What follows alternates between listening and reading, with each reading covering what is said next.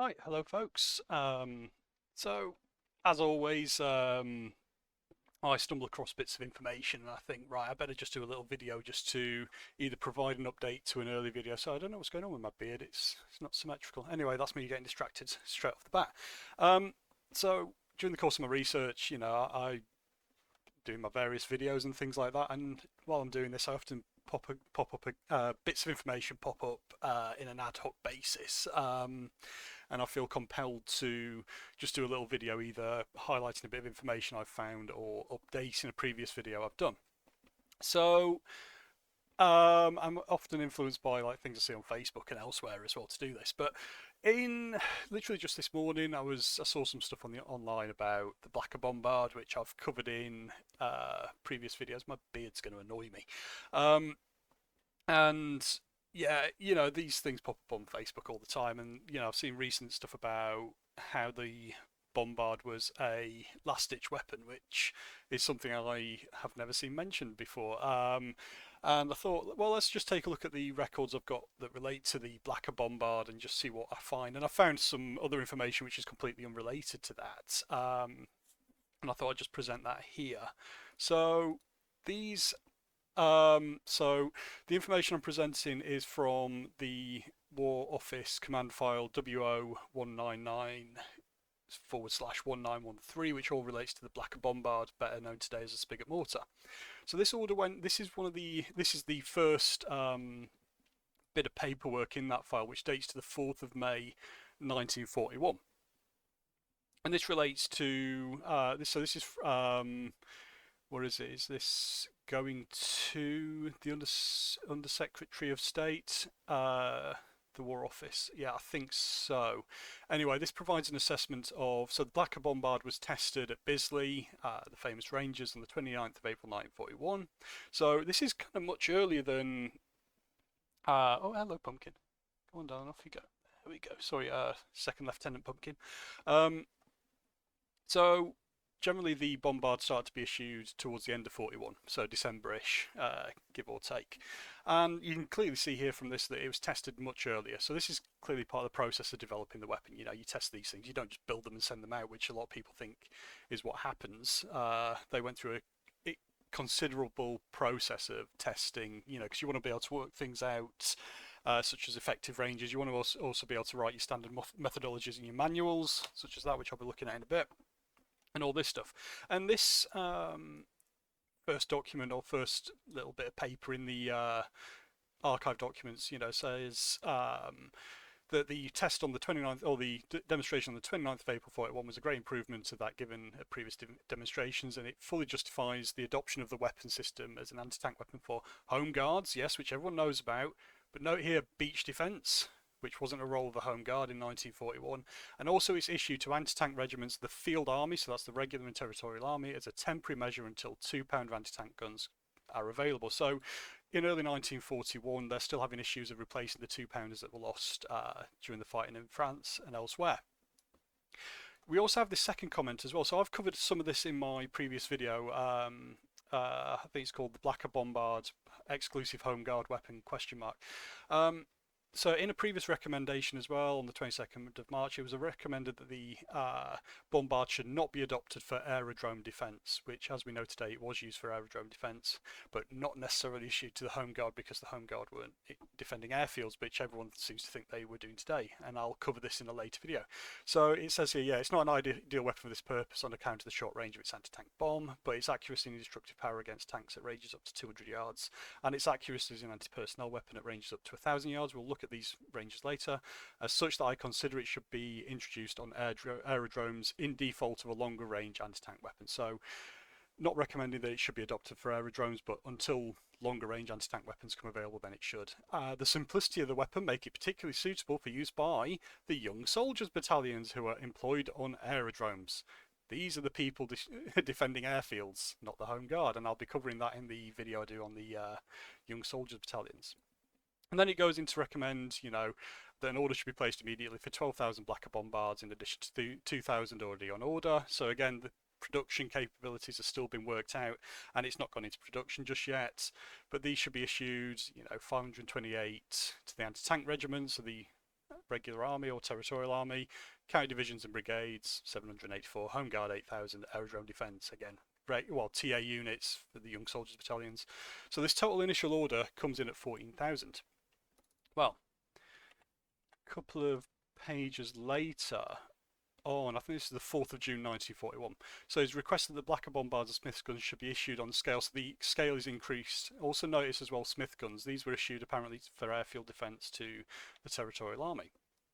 So on the 4th of June, a couple of months later, the numbers to be issued are changed quite considerably. So we have 750 now allotted to the anti-tank regiments, the Royal Artillery, again regs and TAs. Aerodrome defence across the various commands would stand at 4,500. County brigades, which are generally regs, well, generally the Territorial Army, would get 720. Home Guard 8,000. Total number I think is 14,000. Unfortunately, the paper's folded over there.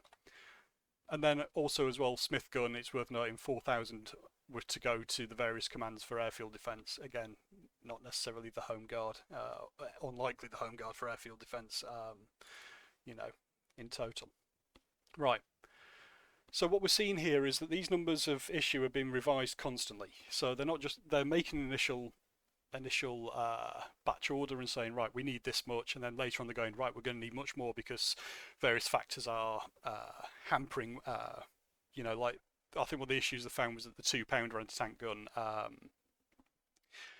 wasn't being replaced as quickly in the Royal Artillery units as they would like, so they bumped up the number of bombards that were to be issued to the Royal Artillery to kind of cover this. Right, finally, we then come to this note that went out on the 18th of July 41, and you know this references the previous allotment of the 4th of June 41.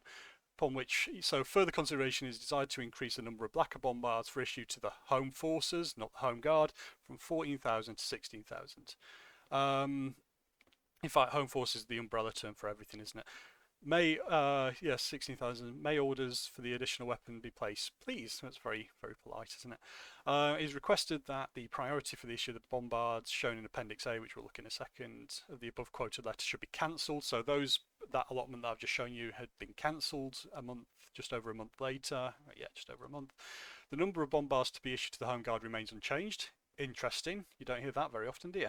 But those previously allotted to anti-tank regiments, aerodromes and county brigades, regs and TAs, and the additional bombards now considered necessary by commands have been lumped together for issue into command pools. So that each command would have like a pool of bombards which they could issue out, pretty much like trench stores to the units that they think required them.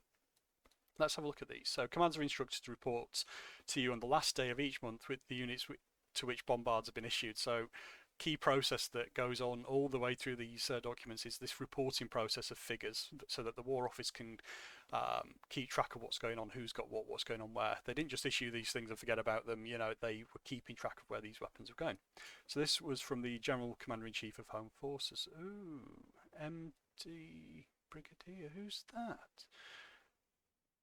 General Commander-in-Chief Home Forces. Oh, anyway, that's something for me to think about. Right, let's have a look. So this is the amended issue for Blacker Bombards on the 18th of July. Was it the 18th? 18th of July 41. So command pools across the various commands, they were to receive 7,900.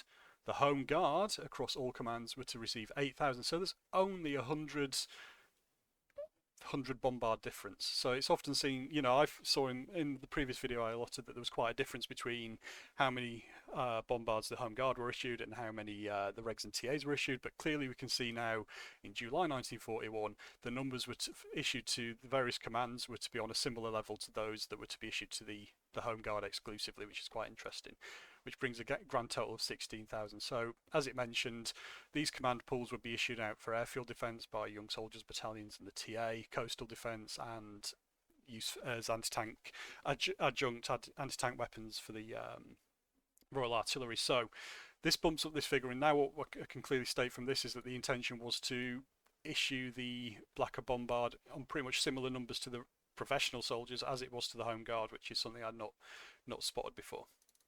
Okay, one of the other little things that pops up constantly is that how ineffective the Home Guard was. Home Guard? No, the Home Guard weren't that ineffective in late 40s. How ineffective the Spigot mortar was. And we'll just come back to these range figures here. So clearly, when it was being tested, the people that assessed it were quite happy with its accuracy and destructive power against tanks at ranges up to 200 yards. That's the anti-tank role, and as an anti-personnel weapon up out to 1,000 yards.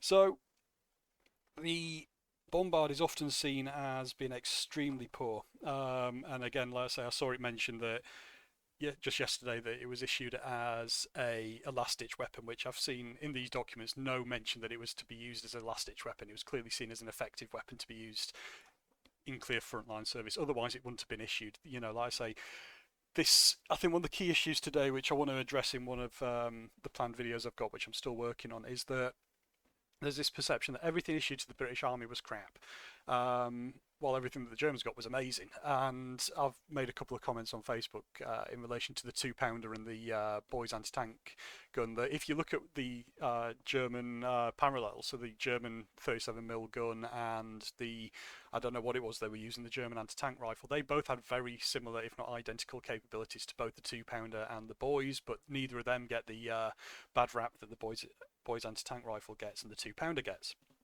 But I think one of the key issues with the Bombard is that it's seen as a replacement for anti-tank guns, and seemed to be used, or was meant to be used, in a similar way. So anti-tank guns give you a capability of providing a buffer, out to, like, let's say 1,000 yards, 1,500 yards, which you can engage enemy tanks.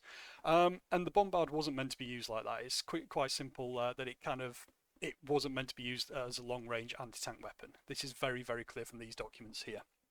Also, when we look at the manual that was issued in 1942, what this makes very clear as well in 1942. So by this time, the Bombard had been tested extensively and issued. What it says here in the anti-tank role, so it has a maximum range in the anti-tank role of 450 yards, so quite a way. But owing to the low muzzle velocity, so the low muzzle velocity means that the projectile travels relatively slowly. It's not like an anti-tank gun, which has a high velocity, where there's minimal delay between you pulling the trigger and the shot striking the enemy tank. So, in regards to the low muzzle velocity, which is 245 feet per second, fire should be withheld to the last moment. So, because if you've got a moving target, you've got to try and calculate, like I say, the lead off and the slow travel of the projectile means it's extremely difficult to do that. So, what they were recommending is that fire is held until the enemy is relatively close, which is fair enough. Also mentions here, a moving tank will not, save in exceptional circumstances, be engaged at more than 150 yards. So again, moving vehicles, you have to provide a lead off. You don't want to try and engage a moving target because of the issues of inaccuracy in terms of the projectile moving through the air. So it recommends here the ideal range is 75 to 100 yards, which, yeah, fair enough for a moving target. So the anti-tank bomb is designed to be for use against very hard surfaces. The fuse had a slight delay action, which makes the explosion go mainly forward fan-wise, which is interesting. Yeah, so we've got a couple of ranges, 200 yards, which is mentioned in the period document here, and the ideal range for a moving target is 75 to 100 yards, but it says here maximum range is 450 yards. Let's have a look at the anti-tank rifle. So this is the little pamphlet for the anti-tank rifle, which was issued in 1942, and this outlines that where are we? So although the bullet will penetrate the armour of light airfields up to 500 yards in 1942 and inflict casualties on the crew, fire should be withheld until the range is well within 300 yards, so not too far off the Bombard. Yeah, the angle of impact, so this is a key thing with anti-tank weapons. It makes predicting effectiveness extremely difficult because, so it mentions here, the angle of impact of the anti-tank rifle bullet on the armour has a greater influence than the range at which it is fired. So one of the things in my research has been trying to analyse effective ranges for light machine guns, medium machine guns, which is relatively easy. When it comes to anti-tank weaponry, it's extremely difficult because everything from the angle at which it strikes the armour plate is change the effectiveness of the weapon system exponentially. It's extremely difficult to predict how effective an anti-tank gun would be because we don't know which direction the tank would have been facing when it was fired at and things like that, so it makes interpretation extremely difficult. So again, it says here that, like I say, the Boys even in 1942 could engage enemy fighting vehicle or armoured fighting vehicles at 500 yards and inflict casualties, even in 1942, but the the angle of impact would have had a great effect. So it gives some stats here. So for example, while the penetrative power is only 10% less at 300 yards than at 100 yards, it is 25% less when the angle of impact is over 20 degrees. So that gives you an idea of, and 50% less at over 40 degrees at the latter range. Also mentions here, as a general rule, the 0.55-inch anti-tank rifle bullets. I've got one up there, but I'm not getting up to grab it because, yeah, I've got to move some stuff. Anyway, other general stats, I'm rambling a bit, but let's put these in for context. As a general rule, the 0.55-inch anti-tank rifle bullet will penetrate all parts of the Panzer Kampfwagen Mark 1 light tank, and the sides and rear of the hull and turret of the Panzer Kampfwagen Mark II light tank at 250 yards range at an angle of impact of 20 degrees or less. It does not penetrate the armour of heavier tanks except in certain points, such as the rear of the turret and cupola of the Panzerkampfwagen 4 at very short range. When shooting at German tanks such as the Panzerkampfwagen Mark III and larger tanks, fire should be aimed, if it is possible, at vulnerable points, especially at the junction point of the turret and hull and gun mantle, to cause burring over the working surfaces and thus produce jamming. So, key thing that I mentioned in my Molotov cocktail video as well is that with these weapons you don't need to be able to just absolutely demolish the tank. As long as you can put it out of action, that's fine. As long as it stops it being of use. So from this we can see that the Blacker Bombard had relatively comparable ranges to the anti-tank rifle, the boys anti-tank rifle at the time. So we can clearly see in the anti-tank rifle it wasn't intended to be used as a full-on replacement for the 2-pounder anti-tank gun and these longer range anti-tank weapons. It was meant to kind of sit between the anti-tank gun and the anti-tank rifle. So it had its own very specific area of operation. So it sat between both these weapons and was effective as both. I think another key thing that goes overlooked then as well is that these ranges. So we're just going to use 200 yards because that's what they determined it to be effective in 1941, and 1,000 yards. So it's often seen that this weapon is you'd have to be on top of the enemy to be able to use it. But when we visualize this, we can see the distance is actually quite good. So this is Trafalgar Square. What I've done is set the range of 200 yards on Nelson's column. 200 yards is 191 meters. And from this point, if your Blacker Bombard is there, you've got a relatively decent effective range, assuming the vehicle is stopped. Another key point that the weapon also, the manual also makes, is that so what does it say? The reason, so in all training, the spigot mortar is most important that adequate attention is paid to concealment. The reason should be obvious, namely that AFVs can open effective fire at considerably greater range than can the detachment of the mortar. On the other hand, it is shown in trials that with proper concealment, spectators in the open are not able to locate the mortar from 150 to 200 yards. It is, of course, far easier to conceal it from AFV. So, another key advantage of the Bombard was the fact that it was easy to conceal and it didn't have things like muzzle flash and the pronounced muzzle flash that was associated with anti-tank guns. So even at 200 yards range, if you're engaging an enemy tank, it's unlikely to be able to actually see you to return fire, which is another bonus and something that goes often overlooked. But yeah, if you, like I say, using Nelson's column as a kind of point of reference, you can see that the range is actually relatively good, and you compare that to the anti-tank rifle, which would have had an additional 100 yards, it's not too far different.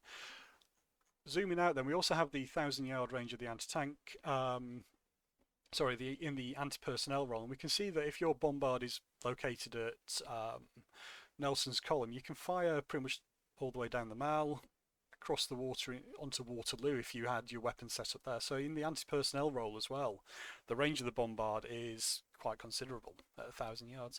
So I think these are the key things that go overlooked. How the Bombard was meant to be used, obviously updating on the issue of the number of Bombards issued, and we can clearly see that now. I found this bit of information that the Bombard was to be issued pretty much on identical numbers to that it was issued to the Home Guard. So whenever these things pop up, it's even more important to consider that they weren't necessarily, when the emplacements pop up, it's quite important to show that they're not instantly to be associated with the Home Guard, because as we can clearly see in July 1941, the intention was to issue them on pretty much identical levels to the Home Guard. So that needs to be considered much more often. Again, further reiterating this idea that the Blacker Bombard was not an exclusive Home Guard weapon. We've also seen how the Bombard was meant to be used in terms of its effective range, and that it sat somewhere in a kind of similar envelope to how the Boys anti-tank rifle was to be used, rather than the 2-pounder, even though it was issued as a replacement for the 2-pounder, or an adjunct for the 2-pounder. And we can clearly see that upon visualizing these weapon ranges as well, even at 200 yards, it's a relatively fair distance, especially when you consider that there were supporting defences in an area as well. But yeah, I just wanted to put this out there just so you can consider it, some some bits and pieces of information that I've found. I'm currently busy with some freelance work, but I've got my Young Soldiers Battalions video planned, and I've also got the first video for the defense the defense strategy scheme planned out. I'm just working on the presentation for that. Next week I've also got a chat with a First World War historian to discuss some interesting factoids that an interesting factoid that pops up, and that'll be probably the next video I do. But I thought I'd just put this out there just as a just to fill the gap in the meantime and give you something to think about in the meantime as well, and hopefully to try and counter again some of the common myths that pervade about the Bombard, aka that it was issued to just the Home Guard and it was crap. And like I say, I'm going to have a trawl through this document and see if I can find any mention that it was to be used as a last-ditch weapon, but I found no mention of that so far. But again, it shows you how public perception is focusing on how rubbish everything the British Army got, rather than actually looking at these things in context and using period documents. It's much easier to play into the tropes that the British Army was rubbish in the Second World War and the weapons they got were rubbish as well, rather than looking at the weapon systems in context and actually using primary source documents to see that the weapon systems that they were using weren't as rubbish as people think today. Anyway, hopefully that'll give you something to think about, and I'll catch you all in the next video.